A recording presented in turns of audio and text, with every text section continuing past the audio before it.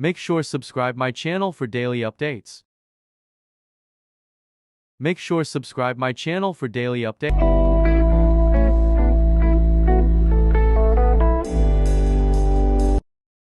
The test is in 4-part, Part 1, Part 2, Part 3, and Part 4. Now look at Part 1. Part 1. I'd like to make a transfer, please. You want to transfer some money? First, you have some time to look at questions 1 to 6.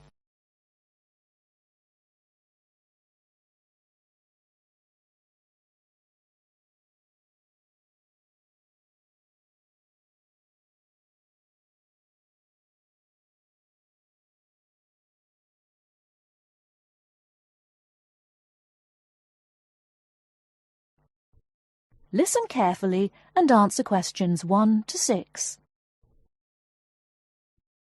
Good afternoon. Hello. How can I help you? I'd like to make a transfer, please. You want to transfer some money? That's fine. Let me just bring up some details. Right, here we are. Can you tell me your name, please? It's Alice Deltour. Okay, and your date of birth? 20th of February 1982. Right, and for security, can I have the first letter of your password? It's B. And the 5th letter? That's F. Fine. Now, where do you want to make the transfer to and from? I'd like to send money from my current account abroad. Which country are you sending it to? To China. My boyfriend is on holiday there, and he's run out of money. Oh dear.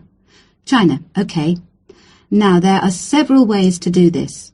We can do it by credit card, by electronic transfer, by cheque or by banker's draft. I'm not sure. What's the best way? Well, that all depends. The simplest way is by cheque, really. I just write the cheque and send it. Yes, but it can be very slow and take a long time for the money to clear, between 3 to 4 weeks. How soon do you need the money to get there? I'd like it to get there in the next couple of weeks. So really, sending a cheque is going to be too slow. Yes, I think so. Let's look at electronic transfer then. This usually takes between 2 and 5 working days. That's 2 to 5 days. Working or business days. If you send it on Friday, it will get there the following Friday at the latest. I see. That's much better. Yes, but we do charge a fee for this. We charge a flat fee of £21, and on top of that, the receiving bank may charge a fee, and an agent may also charge you for transferring the money between banks. So, how much is it altogether? We can't give you an exact amount. You need to check it with the receiving bank and any agents that they use. I see. Also, you can send it in sterling or dollars from here, but there will be an additional fee depending on the exchange rate when you convert it into renminbi. So, there will be another charge too? I'm afraid so. Does it make any difference if I send it in dollars or sterling? It could make a difference according to which currency has the best exchange rate. The other difference is this. If you send dollars, the amount goes through the US clearing system. We send the money to our branch in London. They then send it to our branch in New York, and the New York branch sends it to the bank in China. It goes all around the world then. Before you hear the rest of the conversation, you have some time to look at questions 7 to 10.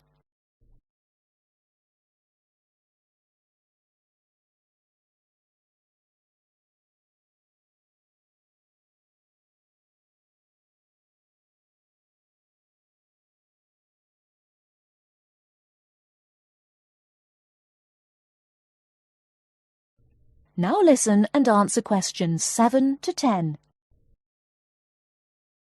What about if I send sterling? In that case, we send it to our branch in London. From there it may go directly to China, unless the bank in China has an agent in London, in which case we transfer it to the London agent, and they send the money on to China. So how do I proceed with the transfer? Okay, first we'll need some details about the beneficiary from you. The who? The beneficiary. The person receiving the money. Okay, what do you need to know? We'll need the full name of the beneficiary and their account number. Okay. You need to tell us the name of the bank in China and the address of the branch. We also need the bank's sort code and the SWIFT number. What's a SWIFT number? Basically, it's an interbank code. It helps banks identify each other through a unique code number. Okay, and that's spelt? SWIFT, SWIFT. And the final thing we need is the reason for sending the money. You need a reason from me? I just told you my boyfriend's run out of money.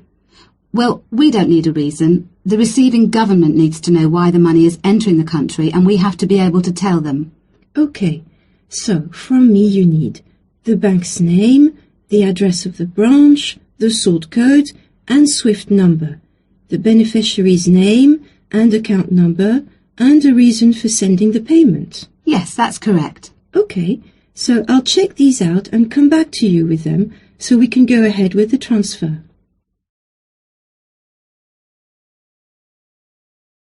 That is the end of part 1. You now have half a minute to check your answers.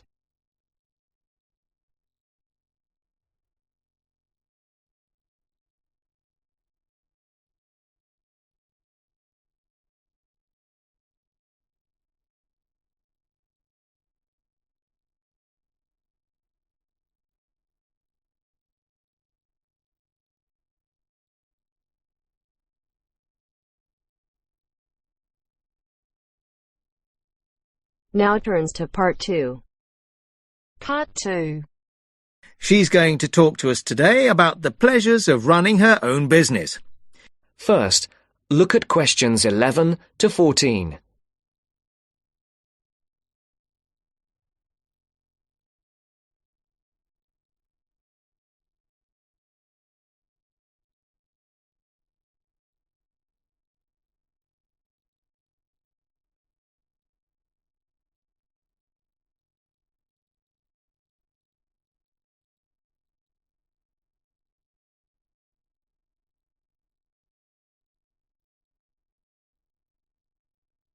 Listen carefully. Good morning and welcome to this month's Small Business Club meeting. I'm very pleased to welcome Amy Lynn, who owns and runs a catering business in the local area. She's going to talk to us today about the pleasures of running her own business. Amy. Thank you very much. Now, I started my business 2 years ago, selling very high-quality ready-made meals using all organic ingredients sourced from the local area. And I have to say, it has been the happiest time of my life, with sales doing extremely well. I've had to work very hard, and this has meant a rather limited social life. But I really value the fact that I'm my own boss, and I can decide what I do, when I think I'm ready to try something new and creative, and when to continue with what I'm doing, and so forth. Now, I got the idea to produce these dishes when I was visiting a local supermarket. And I looked at what was on offer in the ready meals section. Lots of low-quality, unhealthy packs. And I thought, I could do so much better. I discussed it with friends. Some of them thought it was a great idea, and others thought there wouldn't be a big enough market for such expensive products. But I went ahead with my idea anyway. And, as I say, it's been very successful. At the moment, I employ 2 people, one to help me with the actual preparation and cooking, and the other to work on the financial side, doing invoices and accounts and marketing. My business is expanding, but I'm not ready to employ anybody new just yet. At the moment, I'm negotiating with a local organic farmer who would like to sell my meals at his farm shop. We've already agreed that I will sell in his shop in the new year, but I just don't know how much. It probably won't be enormous. My sales in total at the moment are only about £7,000 a month, and at least for the next few months, I don't plan on increasing that. I think the thing which will make me take on new staff is if I just feel too exhausted and stop enjoying what I'm doing. And plans for the long-term future are a little vague at the moment. I've been thinking that in a couple of years' time, I'll start to sell on the internet. My sales will increase quite a bit. I won't advertise because that might mean I would expand so fast that I couldn't continue to use all organic ingredients, and I'm very anxious to go on doing that. But I think I'll need a bigger kitchen and packing area, otherwise we'll get very cramped. Before the broadcast continues, look at questions 15 to 20.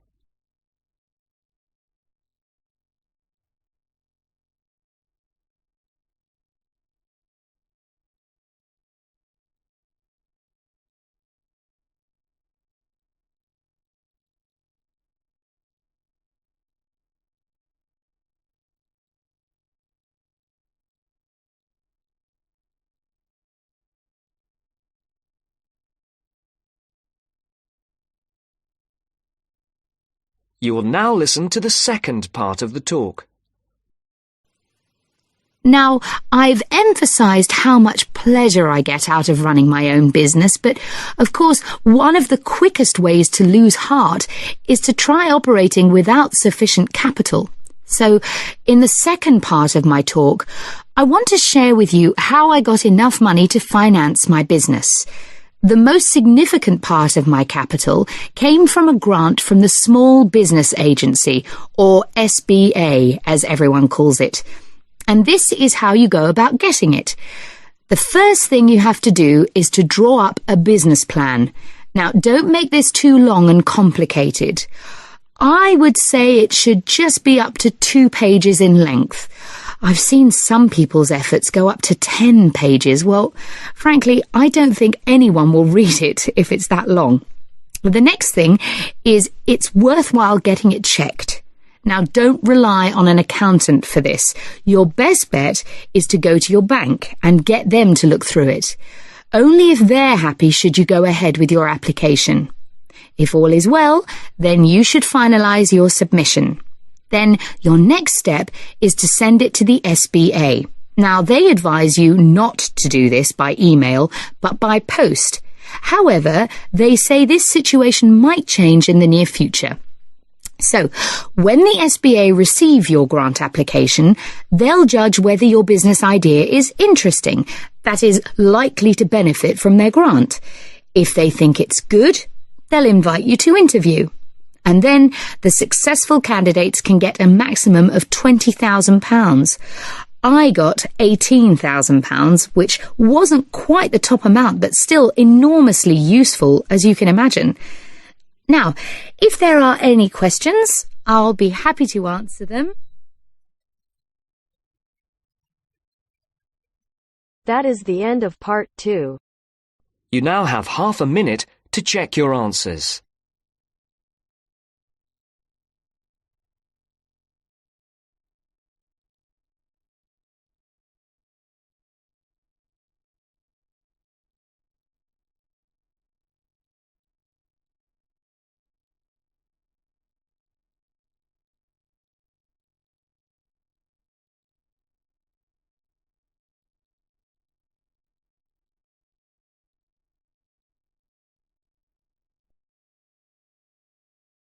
Now turns to part 3. Part 3. You will hear 2 students, Jenna and Marco, discussing a business studies project they have to do. You now have 15 seconds to read questions 21 to 24.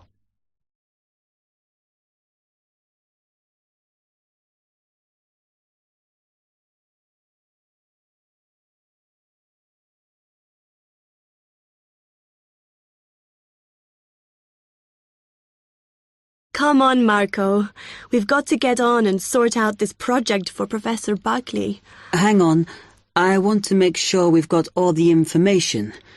Now, where are we? Well, today we need to sort out exactly what we're going to do and how we're going to divide the work up. Okay. How long have we got, by the way? The end of term is April 6th. And he said to hand it in on week 8, so that's March 25th at the latest, because the beginning of that week is the 21st, so not long. Right. Have you got the notes there? Yes. He wants us to do a fairly small-scale study, like the last one, on whether or not businesses were offering more benefits to staff. And we've now got to look at the rise in older workers. It should be fairly straightforward. Yeah, as long as we keep it small. Who's marking it? I don't know. Sometimes he gets the PhD students to mark it for him. Oh, actually, it just says here, a senior lecturer. I suppose it's too much for Professor Barclay to do them all. Yeah. Anyway, how are we going to go about this? Well, we have to decide how big we want it to be and who... Yeah, but I think we must sort out a timetable for the project. Otherwise, nothing will get done. Okay. Do you want to do that? All right. I'll do it as soon as we finish here. Before you hear the rest of the talk, you have some time to look at questions 25 to 30.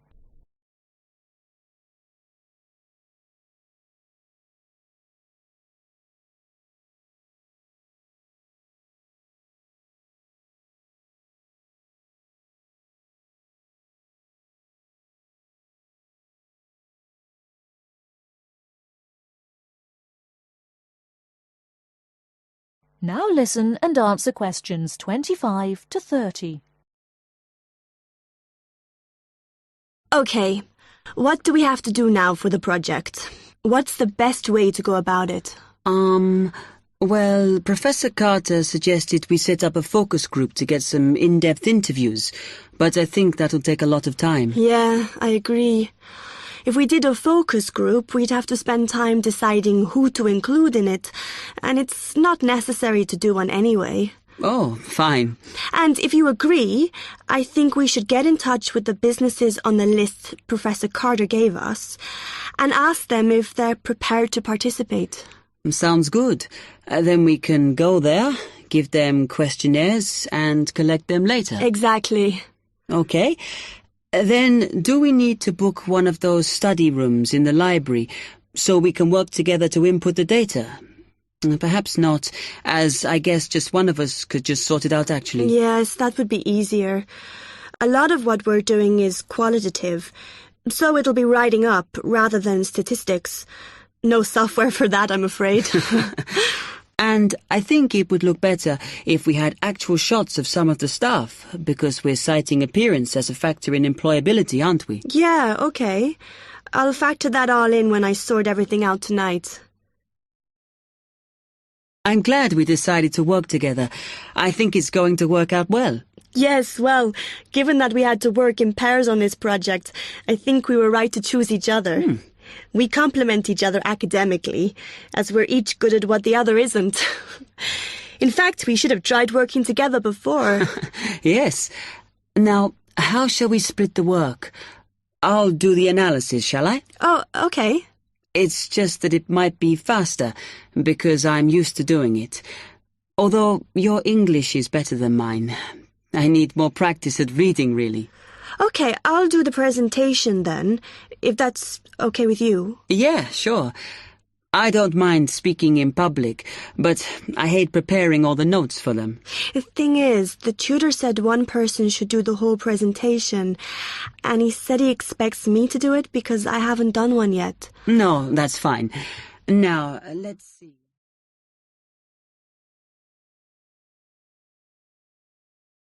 That is the end of part 3. You now have half a minute to check your answers.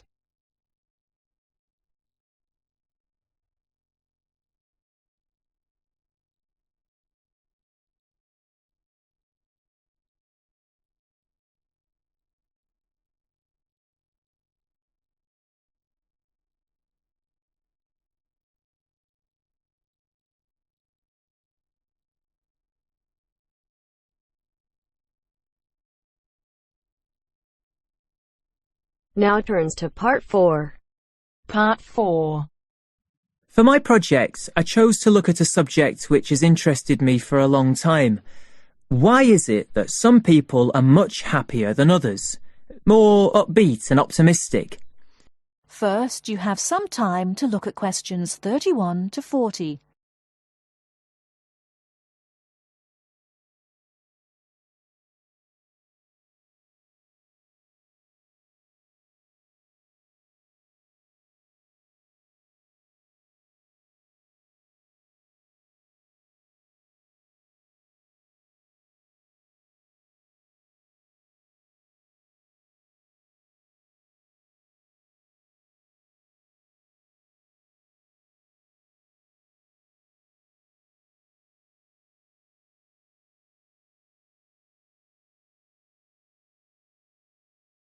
Now listen carefully and answer questions 31 to 40. For my project, I chose to look at a subject which has interested me for a long time. Why is it that some people are much happier than others? More upbeat and optimistic? I should say that I regard myself as a very happy person, and so are most of my family, as far as I know. But that wasn't the reason why I chose this project. Some people think that nowadays we're becoming more depressed than we used to be, but I'm not convinced by that. And I came across some interesting research which tries to look at the subject from a positive point of view. It emerged from a movement called the science of well-being. And I decided I wanted to investigate it for my project because it involves several different types of factors. It can be viewed not just from the mental or physical side, but also from the social perspective. Now, in a large-scale study of several thousand people of different ages, researchers found 3 main characteristics which appeared again and again in people who identified themselves as happy. The most significant factor was that you don't have to be someone who does something brilliant, discovers penicillin or composes a symphony, for example. But happy people do seem to know what their strengths are. This enables them to make the best of themselves and not to dwell on what they're doing badly. Another striking finding was that happy people tend to be very curious, not about family gossip or things like that, but about larger issues, like current events. I remember one person the researchers interviewed had never learned to read, but he was happy because he kept up through TV news. And then, and this surprised me, people don't have to have lots of friends to be happy. But they do have to be able to appreciate what they do have, the good fortune they've had, and how different their lives could have been if they hadn't been so fortunate. Turning now to what the research says should be avoided if people are going to stay happy. The 3 things that stand out are as follows. First of all, reflection time on your own is good, but not if people use that time regretting mistakes and blaming themselves for everything. Another point is that people shouldn't worry about getting angry sometimes. It's part of what makes us human, and it can be healthy. But they shouldn't always try to find fault with others. This leads to a great deal of negativity. And the final thing which should be avoided if a person is going to be happy is always trying to compete. Of course, it can be fun to try to beat another person in a game, but not if this becomes your only aim. It's much better to enjoy taking part in the game rather than being obsessive about winning it. Now, I've tried to do a lot of reading on the subject of well-being research, and I have to say it does have its critics. It's widely accepted that this positive approach does help us understand what happiness is and why some people are very unhappy. However, this has been dealt with many times before. The critics basically say that it's the old science under a new name, with only very small changes in approach. Well, that might be the case. It may bring us very little closer to finding out exactly how our brains work.